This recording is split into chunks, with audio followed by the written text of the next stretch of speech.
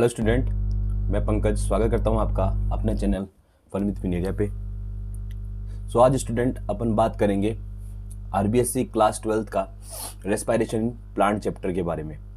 देखिए, ये जो चैप्टर है वो आपके बोर्ड एग्जाम के पॉइंट ऑफ व्यू से भी काफ़ी ज़्यादा इंपॉर्टेंट है, और साथ में जो आपके नीट एस्पायरेंट है और क्लास 11th जो एनसीईआरटी बुक है उसके अंदर भी इस चैप्टर को जनरली वहाँ बताया गया है, इस चैप्टर को मेंशन किया गया है।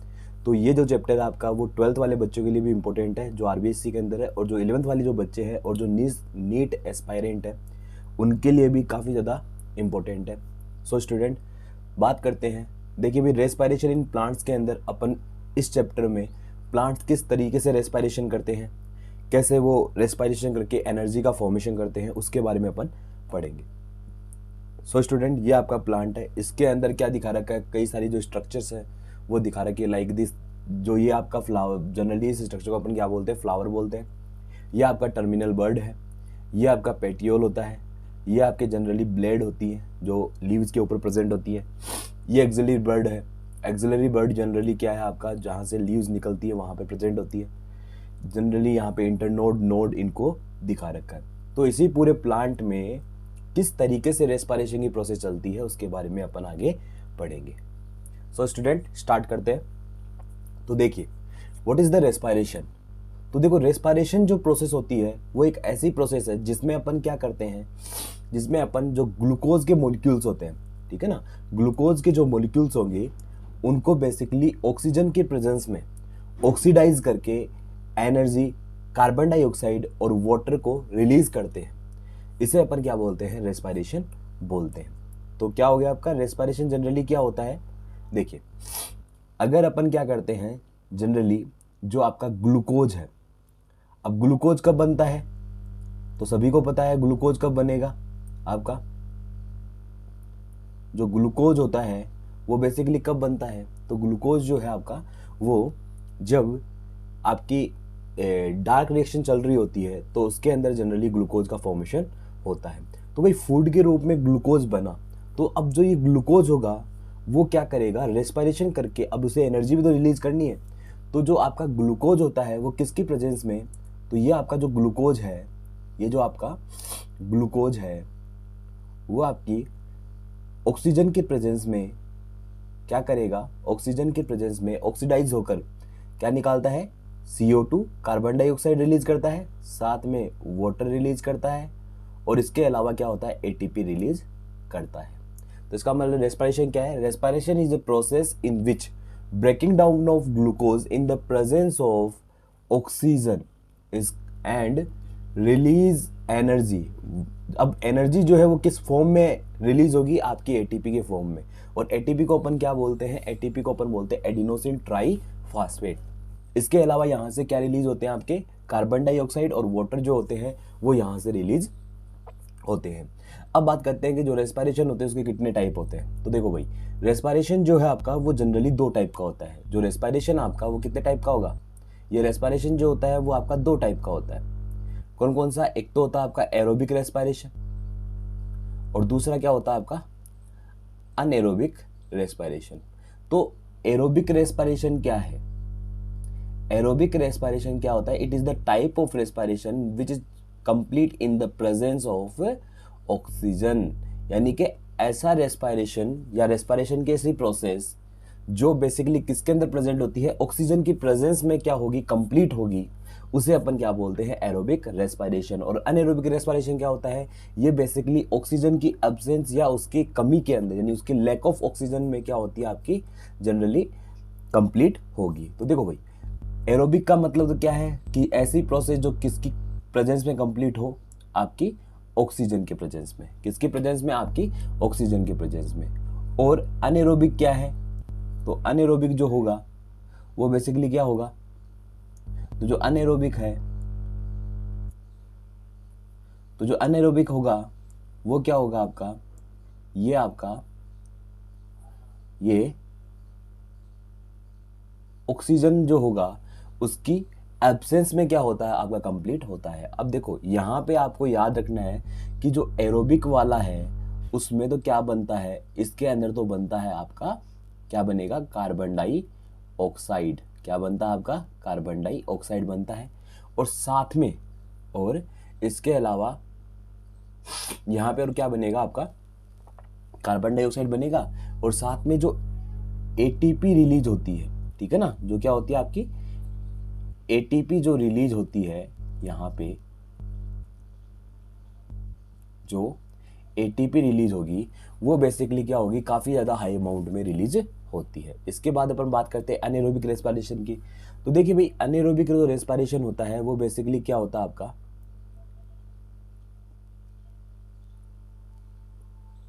तो जो अनेरोबिक रेस्पिरेशन है आपका वो किसके प्रेजेंस में कंप्लीट होगा, तो जो अनेरोबिक रेस्पिरेशन होता है वो बेसिकली एब्सेंस और लैक ऑफ ऑक्सीजन की प्रेजेंस, जनरली ऑक्सीजन की एब्सेंस में या उसकी कमी में क्या होता है, कंप्लीट होता है। और इसके साथ क्या करेगा, प्रोडक्ट के रूप में आपका अल्कोहल और आपका क्या देता है, आपका अल्कोहल और लैक्टिक एसिड प्रोवाइड करवाता है, ठीक है जी। तो इस तरीके से क्या होता है, जो रेस्पिरेशन है उसके दो टाइप होते हैं। कौन कौन से टाइप होते हैं, दो अभी आपको बताया कौन कौन से टाइप होंगे आपके। एक तो क्या होता है आपका एरोबिक रेस्पिरेशन, और एक क्या होता है आपका अनेरोबिक रेस्पिरेशन।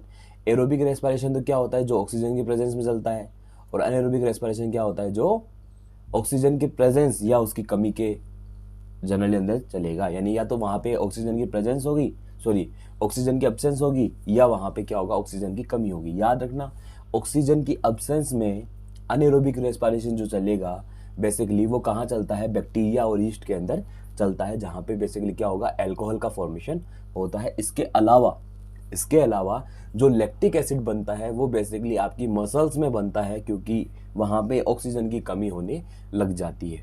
और याद रखना, इसी लैक्टिक एसिड के स्टोर होने के कारण, मसल्स के अंदर स्टोर होने के कारण, आप लोग जब काफ़ी ज़्यादा फिजिकल एक्टिविटी कर लेते हो तो उसके कारण क्या होता है, आप लोग जल्दी ही क्या जनरली अपन जल्दी ही क्या हो जाते हैं, थकने लग जाते हैं, ठीक है जी। तो इसका काम जो होता है आपका लैक्टिक एसिड, वो जनरली क्या होता है आपका अनेरोबिक रेस्पिरेशन के दौरान आपकी मसल सेल के अंदर, कहाँ बनता है, आपकी मसल सेल के अंदर बनता है। और ये क्या करता है, आपको ज़्यादा फिजिकल एक्टिविटी जब आप कर लेते हो तो उस दौरान क्या करेगा, ये आपको थकान महसूस करवाता है।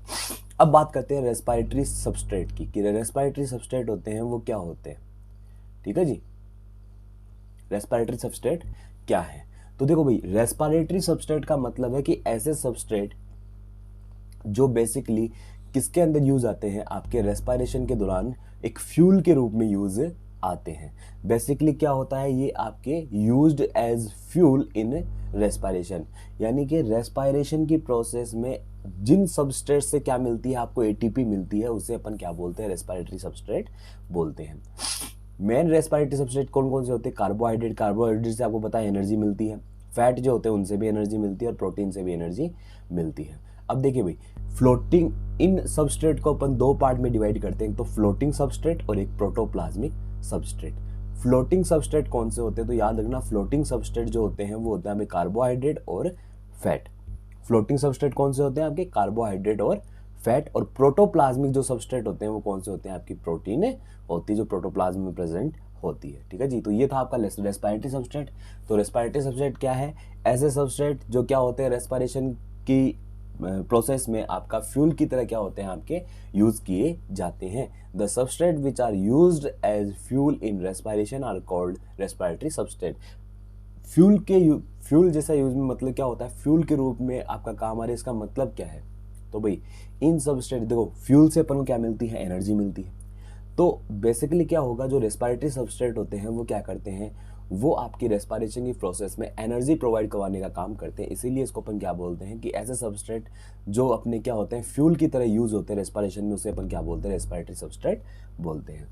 अब रेस्पिरेटरी सबस्ट्रेट जो होते हैं वो बेसिकली कौन कौन से होते हैं, कार्बोहाइड्रेट होते हैं, फैट होता है, प्रोटीन होता है, ठीक है ना। ये जो कार्बोहाइड्रेट, फैट और प्रोटीन तीनों ही क्या होते हैं, रेस्पिरेटरी सबस्ट्रेट होते हैं। इनको दो पार्ट में डिवाइड किया गया, एक तो फ्लोटिंग सबस्ट्रेट और एक प्रोटोप्लाज्मिक सबस्ट्रेट। फ्लोटिंग सबस्ट्रेट में कौन आता है, आपका कार्बोहाइड्रेट और फैट। प्रोटोप्लाज्मिक सबस्ट्रेट में आपका क्या आता है, प्रोटीन आता है। अब नेक्स्ट स्लाइड पे चलते हैं। अब देखिए बच्चों, अपन ने अभी तक पढ़ा कि रेस्पिरेशन क्या होता है, रेस्पिरेशन के टाइप क्या होते हैं, ठीक है ना। उसके अलावा अपन ने पढ़ा कि रेस्पिरेटरी सबस्ट्रेट क्या होते हैं। अब देखो, जितने भी रेस्पिरेटरी सबस्ट्रेट है उनसे एनर्जी कैसे मिल रही है, किस तरीके से वहाँ से अपन को एनर्जी मिलती है और अपन किस तरीके से एनर्जी को एब्जॉर्ब करके अपन अपना वर्किंग करते हैं। तो ये सभी चीज़ें अपन इसके अंदर देखेंगे। तो देखो भाई, इनमें बेसिकली क्या होता है, जो अनएरोबिक और एरोबिक जो रेस्पिरेशन होता है उसके लिए अगर आपको क्या चाहिए, अगर आपको पर्टिकुलर जो एनर्जी प्रोडक्ट चाहिए तो उसके लिए क्या होता है, आपका अनएरोबिक और एरोबिक जो रेस्पिरेशन है वो दोनों ही क्या होता है, ग्लाइकोलाइसिस के लिए कॉमन प्रोसेस, जनरली ग्लाइकोलाइसिस जो होती है उनके लिए कॉमन प्रोसेस होती है। यानी ग्लाइकोलाइसिस जो होता है वो ना तो ऑक्सीजन पे डिपेंड करता है और ना ही कार्बन डाइऑक्साइड पे डिपेंड करता है, क्योंकि ये अनएरोबिक और एरोबिक रेस्पिरेशन में जो पायरुविक एसिड प्राप्त करने के लिए, पायरुविक एसिड ऑब्टेन करने के लिए ग्लाइकोलाइसिस अनएरोबिक एरोबिक रेस्पिरेशन दोनों में क्या होती है, कॉमन प्रोसेस होती है। ये अनएरोबिक रेस्पिरेशन में चलती है और एरोबिक रेस्पिरेशन में भी चलती है। देखो ग्लाइकोलाइसिस का मतलब क्या होता है, ग्लाइको यानी कि ग्लूकोज, और लाइसिस का मतलब क्या होता है, ये वाई यहाँ से मिस हो गया तो इसका एल वाई है ये, ठीक है। तो ग्लाइकोलाइसिस, तो ग्लाइकोलाइसिस का मतलब है ग्लूकोज का ब्रेकडाउन। जब ग्लूकोज का एक मॉलिक्यूल यानी one molecule of glucose break into, किसमें टूटेगा आपका, जब एक ग्लूकोज का मॉलिक्यूल किसमें टूटता है आपका, दो मॉलिक्यूल ऑफ पायरुविक एसिड में टूटता है, या ब्रेक डाउन होता है उसका two molecule of pyruvic acid में, तो उसे अपन क्या बोलते हैं, उस प्रोसेस को अपन बोलते हैं ग्लाइकोलाइसिस। तो ग्लाइकोलाइसिस कौन सी प्रोसेस है, इस प्रोसेस में बेसिकली क्या होता है, जो ग्लूकोज के एक मॉलिक्यूल जो होते हैं वो आपके दो मॉलिक्यूल पायरुविक एसिड में टूटते हैं, ठीक है जी। तो glycolysis is the first step in the breaking down of glucose to extract energy for cellular metabolism. तो सेलुलर मेटाबॉलिज्म के लिए आपका ग्लूकोज को तोड़कर जो एनर्जी के रूप में निकालने की जो जनरली क्या होती है, ग्लाइकोलाइसिस फर्स्ट स्टेप कहलाती है। इसमें मैंने आपको बता दिया कि इसमें क्या होता है, ग्लूकोज का ब्रेकडाउन होता है और ब्रेकडाउन होकर वो किस में टूट जाते हैं, पायरुविक एसिड में टूट जाते हैं। ग्लाइकोलाइसिस जो होते हैं, it is consist of an energy requiring phase followed by an energy releasing phase. Basically ये क्या होते हैं आपके, ये आपके ग्लाइकोलाइसिस जो होते हैं, ग्लाइकोलाइसिस जो प्रोसेस होती है इसमें आपका एनर्जी रिक्वायरिंग फेज भी होता है और एनर्जी रिलीजिंग फेज भी होता है। यानी यहाँ पे एनर्जी रिक्वायर्ड भी होती है और जनरली क्या होती है आपकी यहाँ पे एनर्जी रिक्वायर्ड भी होती है और यहाँ पे एनर्जी बनती भी है। अभी देखेंगे कहाँ एनर्जी रिक्वायर्ड होती है और कहाँ पे एनर्जी बनती है, कहाँ पे एनर्जी रिलीज हो रही है। अब देखिए भाई, आपके ग्लाइकोलाइसिस को ईएमपी पाथ भी कहा जाता है। क्या कहा जाता है, आपके ईएमपी पाथ भी कहा जाता है। और ईएमपी पाथ जो है वो इसे क्यों कहते हैं, क्योंकि इसको सबसे पहले किसने डिस्कवर किया था, इस ग्लाइकोलाइसिस को सबसे पहले एम्बडन, मेयरहोफ एंड पर्नास ने डिस्कवर किया था, इसीलिए इसको अपन क्या बोलते हैं, ईएमपी पाथवे भी बोलते हैं। ये कहाँ चलता है, ये बेसिकली आपका साइटोप्लाज्म में चलता है। कहाँ चलता है, आपका साइटोप्लाज्म में चलता है। ग्लाइकोलाइसिस जो होती है वो एक मेजर पाथ है एटीपी सिंथेसिस के लिए, जिनके अंदर आपका माइटोकॉन्ड्रिया एब्सेंट होता है। ऐसे टिश्यू जिनके अंदर माइटोकॉन्ड्रिया एब्सेंट होगा उनके अंदर जो ग्लाइकोलाइसिस होता है वो एटीपी सिंथेसिस के लिए क्या होता है, मेजर पाथ होता है। यानी इसी के द्वारा क्या होता है, यहाँ पे एटीपी का फॉर्मेशन होता है। जैसे कि आपका इरिथ्रोसाइट है, कॉर्निया है और लेंस है। ये कॉर्निया नहीं है, कॉर्निया है, ठीक है ना। तो ये जो आपका है यहाँ पे जो लिखा हुआ है ये मिस प्रिंट हो चुका है, इसमें मिस स्पेल्ड है, ये टी नहीं है, यहाँ पे एन है, ये होगा आर, कॉर्निया एंड जो लेंस है आपका और इरिथ्रोसाइट्स, इनमें क्या होता है, माइटोकॉन्ड्रिया नहीं होते, इसलिए ग्लाइकोलाइसिस जो होता है वो एटीपी सिंथेसिस के लिए इनमें मेजर पाथ होता है। ये आपकी स्टेप है ग्लाइकोलाइसिस की।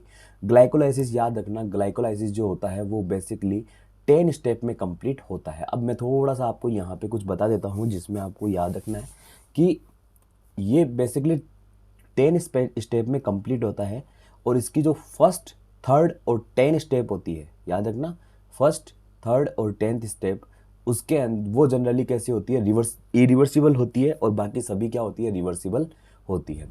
इसमें जो 5th स्टेप होती है उसमें किसी भी टाइप का एंजाइम काम में नहीं आता, ठीक है। तो अब अपन बात करते हैं कि जो ग्लाइकोलाइसिस है वो आपकी प्रोसेस किस तरीके से चलेगी। देखो भाई, ग्लाइकोलाइसिस जो होती है आपकी वो 3 स्टेप में कंप्लीट होती है, ठीक है ना। ग्लाइकोलाइसिस जो होगा वो 3 स्टेप में कंप्लीट होगा। पहला तो क्या होता है, पहले सबसे पहले तो ग्लूकोज का फास्फोराइलेशन किया जाता है। अब फास्फोराइलेशन का मतलब क्या है कि फास्फोराइलेशन में क्या होता है, जनरली एटीपी से एडीपी का फॉर्मेशन होता है। अगर एटीपी से एडीपी का फॉर्मेशन हो रहा है तो उसे अपन क्या बोलते हैं, फास्फोराइलेशन बोलते हैं। तो पहले क्या होता है, ग्लूकोज का फास्फोराइलेशन होगा। इसके बाद क्या होता है, जो फास्फोराइलेटेड जो ग्लूकोज होगा, यानी जो फास्फोराइज हो चुका है, उस ग्लूकोज के को स्प्लिट किया जाता है। किसके अंदर तोड़ा जाएगा, उसे 2 मॉलिक्यूल ऑफ फास्फोग्लिसराइड के अंदर इसे तोड़ा जाता है। तो अगर इसको मैं थोड़ा सा आपको इससे बना के दिखा दूं, देखो कैसे होगा। तो यहाँ पे जो ग्लूकोज है आपका, ठीक है जी, ये जो आपका ग्लूकोज है,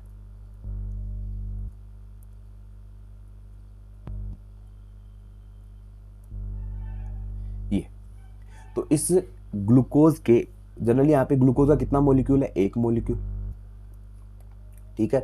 तो इस ग्लूकोज के 1 मॉलिक्यूल का पहले तो क्या किया जाएगा, आपका फास्फोराइलेशन। इसका मतलब फास्फोराइलेशन का मतलब क्या है कि यहाँ पे जनरली क्या किया जाएगा, एटीपी को, क्या एटीपी को किस में बदला जाता है, पहले आपका एडीपी में बदला जाएगा।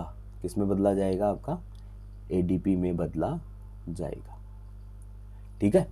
तो पहले तो क्या किया, इसका फॉस्फोराइलेशन किया। अब देखो, जब ग्लूकोज का फॉस्फोराइलेशन किया तो ये एटीपी जो है वो इससे बाहर निकल गया। तो अब यहाँ पे तो क्या था, पहले तो क्या था, एडिनोसिन ट्राइफास्फेट, अब क्या बन गया, एडिनोसिन डाइफास्फेट। तो भाई एक इनऑर्गेनिक फास्फेट तो बाहर है ना, तो वो बाहर थोड़ी ना घूमता रहेगा। तो ये इनऑर्गेनिक फास्फेट जो है वो किसी ना किसी को पकड़ेगा, और वो किसे पकड़ लेगा, अपने भाई बंधु को पकड़ेगा। किसको भाई, ग्लूकोज को पकड़ लेगा। तो भाई ये ग्लूकोज जो होगा, वो जो अभी ग्लूकोज की फॉर्म में था, अब वो क्या बन जाएगा, ग्लूकोज 6 फास्फेट। तो उसका क्या बन गया, आपका ग्लूकोज 6 फास्फेट। तो ये क्या आपका फास्फोराइलेटेड ग्लूकोज बन गया ना आपका। यहाँ पे क्या जुड़ गया, ग्लूकोज के साथ फास्फोरस ग्रुप जुड़ गया। तो इस तरीके से क्या बन गया आपका, ये बन गया आपका फॉस्फोराइलेटेड ग्लूकोज। क्या बन गया आपका, फॉस्फोराइलेटेड ग्लूकोज का फॉर्मेशन यहाँ हो गया, ठीक है जी। और ये फॉस्फोराइलेटेड जो ग्लूकोज आपका, वो फिर आगे चलकर क्या करता है, ये आगे चलकर आपका यहाँ पे फॉर्मेशन करेगा 3PGL का। किसका फॉर्मेशन करेगा, 3PGL का।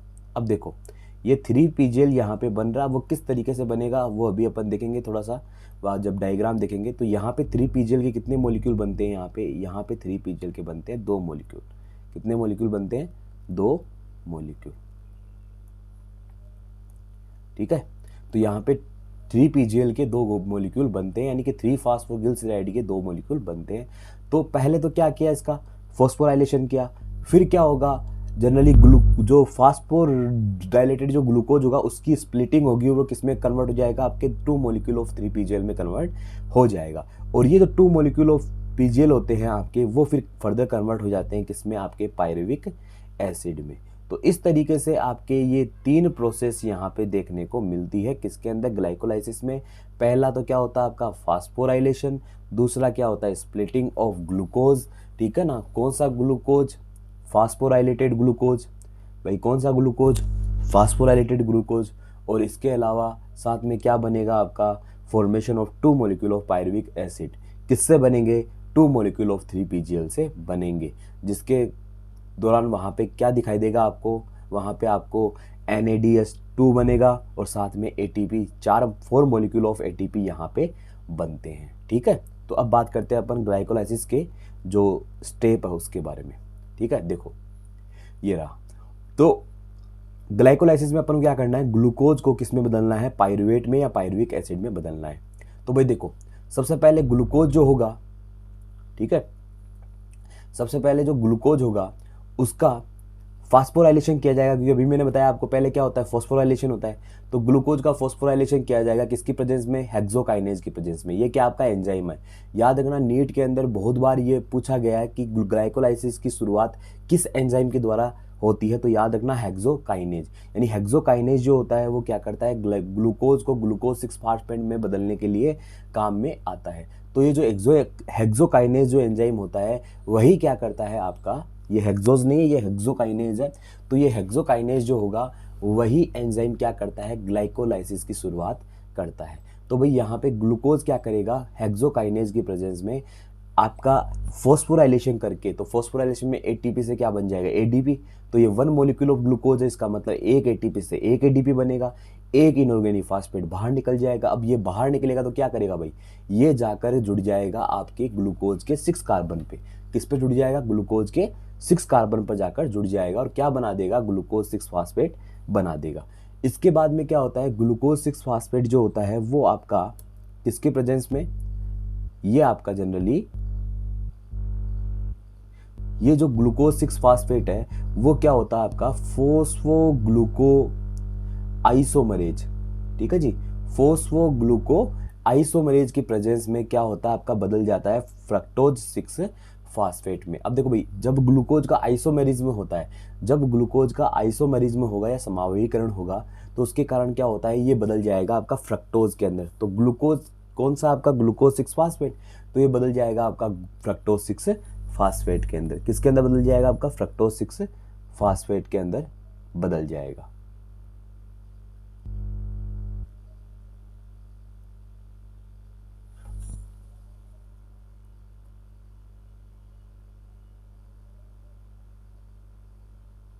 ठीक है, तो ये किस में बदल गया आपका, फ्रक्टोज 6 फास्फेट के अंदर बदल जाएगा।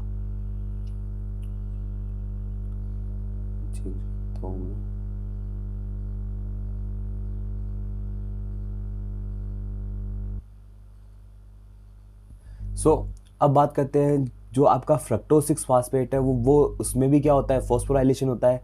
वहाँ भी क्या होगा, एक एटीपी जो होगा वो बदल जाएगा आपका एक एडीपी में। किस में बदल जाएगा, एक एडीपी आपका एक एडीपी के मॉलिक्यूल में बदल जाएगा। और यहाँ पे क्या निकल गया बाहर, यहाँ पे बाहर निकल गया आपका इनऑर्गेनिक फास्फेट। क्या निकल गया आपका, इनऑर्गेनिक फास्फेट। अब ये एक इनऑर्गेनिक फास्फेट क्या करेगा, आपका फ्रक्टोज 6 फास्फेट जो है उसके पहले वाले कार्बन पर जाकर जुड़ जाएगा और यहाँ पे क्या बनेगा आपका, फ्रक्टोज 1,6 बाई फास्फेट। क्या बनेगा, फ्रक्टोज 1,6 डाई फास्फेट या बाई फास्फेट या बिस फास्फेट अपन बोल सकते हैं। तो ये यहाँ पे क्या बनेगा, फ्रक्टोज 1,6 डाई फास्फेट या बिस फास्फेट। किसकी प्रेजेंस में, आपका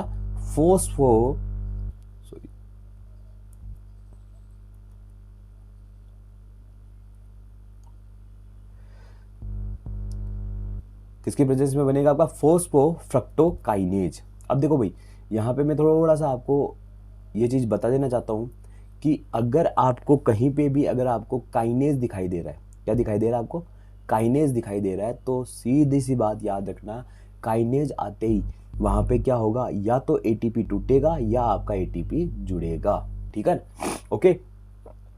तो फास्फोफ्रक्टोकाइनेज जो होता है उसकी प्रेजेंस में फ्रक्टोज 6 फास्फेट जो होता है वो किस में बदल जाता है, फ्रक्टोज 1,6 डाइफास्फेट में बदल जाता है। अब देखिए भाई, अब क्या होता है, ये आपकी कौन सी स्टेप आ गई, ये तो है आपकी फर्स्ट स्टेप, ये आपकी है सेकेंड स्टेप, ये आपकी है थर्ड स्टेप और फिर आ गई फोर्थ स्टेप। अब इस फोर्थ स्टेप में क्या होता है, फ्रक्टोज 1,6 जो बाइफास्फेट है वो एल्डोलेज की प्रेजेंस में बदल जाएगा आपका 3PGL में। किस में बदल जाएगा, 3PGL में। ये PGL है, ठीक है, ओके। ये क्या आपका 3PGL, इसको मैं थोड़ा सही कर देता हूँ इसको।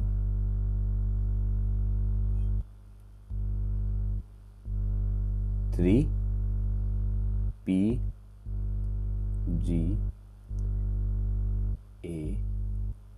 L। तो ये क्या होता है, फ्रक्टोज जो आपका 1,6 डाइफास्फेट होता है वो आपका बदल जाता है 3PGL में। किसकी प्रेजेंस में, एल्डोलेज की प्रेजेंस में। और एल्डोलेज की प्रेजेंस में जो 3PGL जब बदल जाता है तो 3PGL जो होता है वो आपका ट्रायोज फास्फेट आइसोमरेज की प्रेजेंस में, यानी ट्रायोज फास्फेट जो आइसोमरेज एंजाइम है उसकी प्रेजेंस में आपका क्या करेगा, यहाँ पे जो DHAP और 3PGL बने थे तो क्या होगा, जो DHAP जो होगा वो वापस क्या बना देगा आपका, क्या बना देगा, आइसोमेरिज्म करके आपका 3PGL बना देगा। तो देखो भाई, सबसे पहले यहाँ पे क्या हुआ, फ्रक्टोज जो 1,6 डाइफास्फेट था उससे क्या बना, 3PGL और DHAP बना। क्योंकि यहाँ पे क्या हो जाता है, एल्डोलेज की प्रेजेंस में यहाँ पे क्लीवेज हो जाता है इनका। तो ये जो आपका 6 कार्बन जो कंपाउंड था वो फिर 3 कार्बन कंपाउंड में टूट जाता है और ये 3PGL का फॉर्मेशन यहाँ पे हो जाएगा। तो एक तरफ तो 3PGL बनेगा और एक तरफ DHAP बनेगा। अब ये DHAP जो होता है वो ट्रायोज फास्फेट आइसोमरेज की प्रेजेंस में वापस क्या हो जाता है, ये कन्वर्ट हो जाता है आपका 3PGL में। तो पहले से यहाँ पे एक मॉलिक्यूल था, अब दूसरा मॉलिक्यूल और आ जाएगा, तो यहाँ पे 3PGL कितने मॉलिक्यूल बन गए, 2 मॉलिक्यूल ऑफ 3PGL बन गए। तो यहाँ पे हो गई स्प्लिटिंग। तो फास्फोराइलेटेड जो ग्लूकोज था वो आपका किस में बदल गया, 3PGL में बदल गया। अब 3PGL के बाद अब यहाँ पे कौन सी स्टेप आती है, 5वीं स्टेप। तो भाई मैंने पहले ही बोल दिया था 5th स्टेप में कोई भी एंजाइम काम में नहीं आएगा। तो बेसिकली यहाँ क्या होता है, यहाँ पे आपका जो कार्बोनेट जो आपके आयंस होते हैं वो आकर आपके जुड़ जाते हैं, और यहाँ पे क्या हो जाएगा, ये जो 3PGL है ये आपका हो जाएगा 1,3-डाई फास्फोगिल्सरेट के अंदर बदल जाएगा। और यहाँ पे क्या होता है फिर आपका जो NADH2 है उसका जनरली 6 स्टेप में क्या होता है, आपका NADH2 का फॉर्मेशन हो जाता है। ठीक है जी।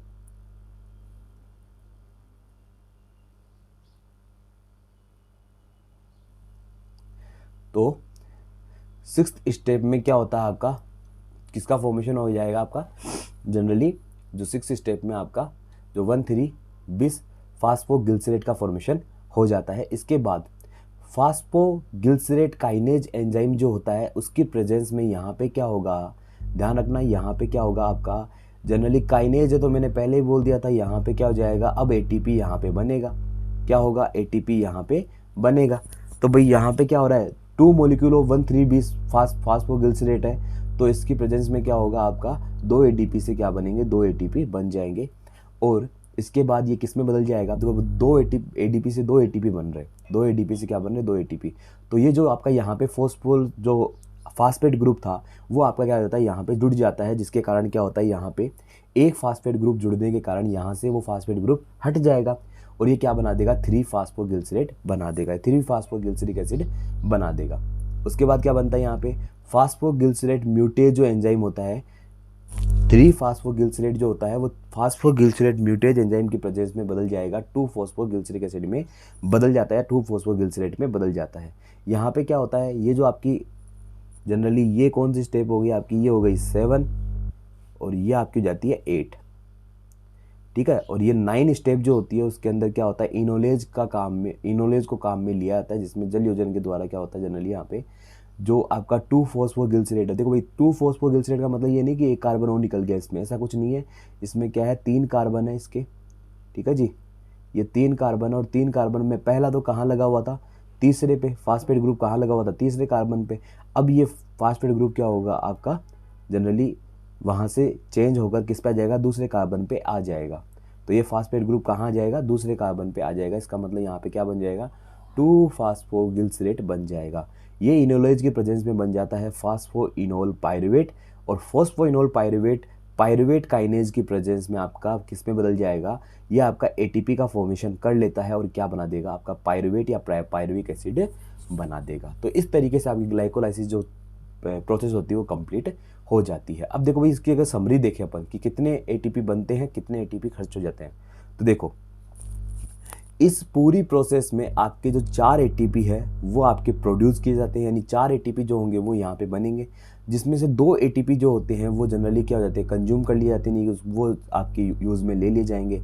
इसका मतलब आपको यहाँ पे बोला जाए कि टोटल ATP जो होंगे वो बेसिकली यहाँ कितने हैं, यानी कि नेट ATP कितने हैं, तो नेट ATP अपना क्या है, 2, यानी कि प्योर जो ATP बने वो कितने हैं, 2। ठीक है, और 2 NADH क्या है इसके साथ और प्रोड्यूस हुए, तो टोटल NADH, तो एक NADH2 जो होता है आपका, 1 NADH जो होता है वो आपका होता है 3 ATP के बराबर, तो 2 होंगे, तो 2 होंगे किसके बराबर होंगे, 6 के बराबर। अब 6 तो ये हो गए और 2 वो हो गए, तो टोटल कितने हो गए, यहाँ पे इसका मतलब टोटल जो ATP होंगे वो कितने बनेंगे, टोटल ATP का यहाँ पे काउंटेशन हो, जो यहाँ पे होगा वैल्यू वो होगी 8 ATP, यानी टोटल यहाँ पे कितने ATP बनेंगे, 8 ATP का यहाँ पे फॉर्मेशन होगा। तो इस तरीके से जो आपका ग्लाइकोलाइसिस प्रोसेस होती है उसके अंदर आपके जो नेट ATP होते हैं, नेट गेन ATP, वो तो बनते हैं 2 ATP, यानी कि प्योर जो ATP बनते हैं, और इसके अलावा जो आपके टोटल ATP यहाँ पे बनते हैं वो कितने बनते हैं, आपके टोटल ATP कितने बनेंगे, टोटल ATP का जो वैल्यू होगा वो कितना होगा, 8 ATP होगा, जिसमें से आपके 2 तो NADH2 बनते हैं और 4 क्या बनते हैं, एटीपी बनते हैं। और इस तरीके से क्या होता है, 4 एटीपी यहाँ पे प्रोड्यूस की जाएंगी, जिसमें 2 खर्च हो जाएंगे और 2 कंज्यूम करने के बाद बचेंगे सिर्फ 2।